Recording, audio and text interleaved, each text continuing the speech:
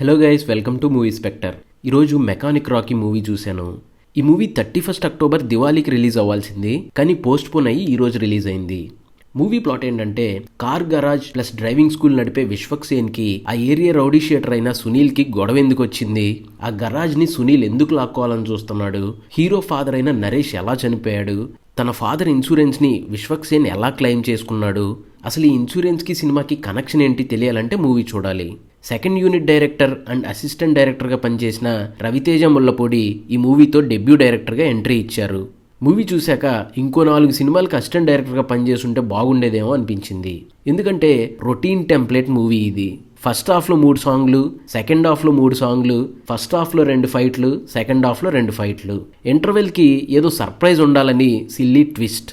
అదే సిల్లీగా ఉందంటే సెకండ్ హాఫ్ అంతా ఆ సిల్లీ పాయింట్ చుట్టూనే ఉంటుంది. సెకండ్ హాఫ్లో ట్విస్ట్లు ఉన్నాయి, కానీ ఒక పర్టికులర్ టైంలో నెక్స్ట్ ఏం జరుగుతుందో ప్రెడిక్ట్ చేసేయచ్చు, అలా ఉంది story.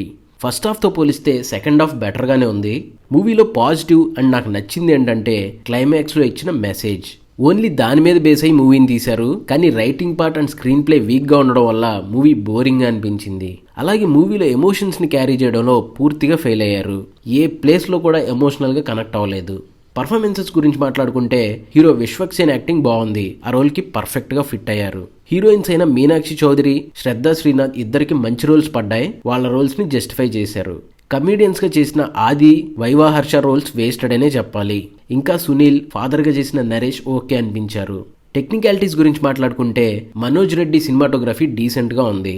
Jakes Bejoy music and songs యావరేజ్గా ఉన్నాయి. ఎడిటింగ్ వర్క్ ఇంకా బెటర్గా ఉండాల్సింది. ఫస్ట్ హాఫ్లో కొంత ట్రిమ్ చేసి ఓవరాల్గా 2 సాంగ్స్ని తీసేసి ఉంటే ఇంకా బాగుండేది. ప్రొడక్షన్ వర్క్ కూడా డీసెంట్గా ఉంది. మూవీలో ప్లస్లు అయితే పెద్దగా ఏం లేవు.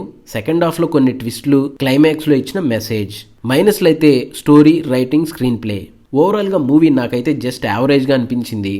ఫస్ట్ హాఫ్ని భరించే ఓపిక ఉంటే మీరు కూడా ఒకసారి చూడొచ్చు. So that's it guys. ఈ వీడియో మీకు నచ్చితే లైక్ చేయండి. ఇలాంటి మరిన్ని రివ్యూస్ అండ్ మూవీ అప్డేట్స్ కోసం మన ఛానల్ని సబ్స్క్రైబ్ చేసుకొని బెల్ నోటిఫికేషన్ ఆన్ చేసుకోండి.